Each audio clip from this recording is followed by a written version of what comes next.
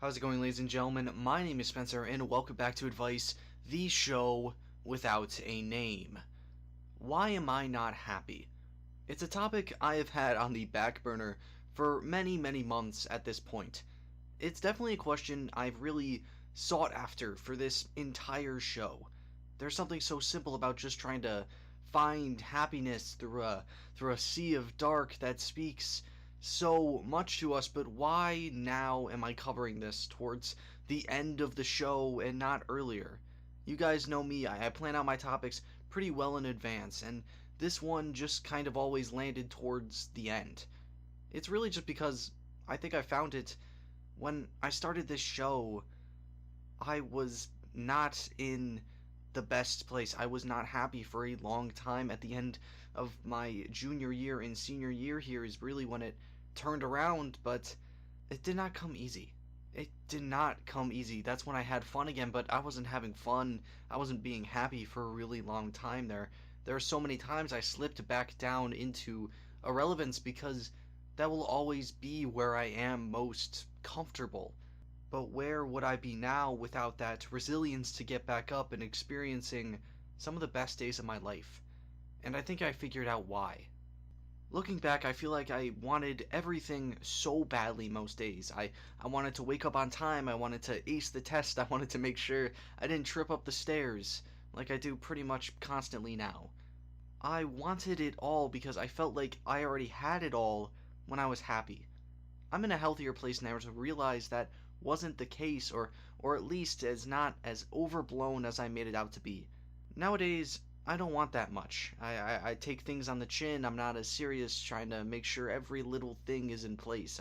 I realize maybe the best thing for me to do is just chill and focus on rebuilding myself back up as opposed to trying to put the bricks back into a destroyed home. I recently talked about this, about pettiness and inadequacy, having that little voice in the back of your head telling you that you suck because you're not juggling every little aspect of life perfectly, that because you're not, you're worthless.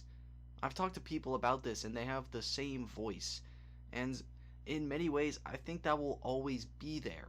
There's always a new project that gets in my mind. There's always a new video idea that I want to talk about that'll get 0 views. It's how my brain works, but I've always just kind of gotten a little past this, I guess. I just have moments to chill, to just sit in my bed and do nothing, but it's different than when I felt terrible.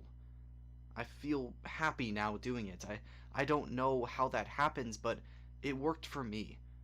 You gotta leave that time open for yourself just to sit down and relax. Don't waste the day by disassociating for hours on end, but do something you want to do. Focus on the best thing that makes you happy.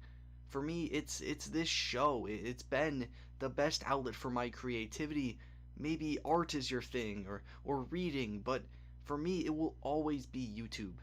I've been doing this same fun and games since the 7th grade. It's what I love doing, and it's why I feel happier.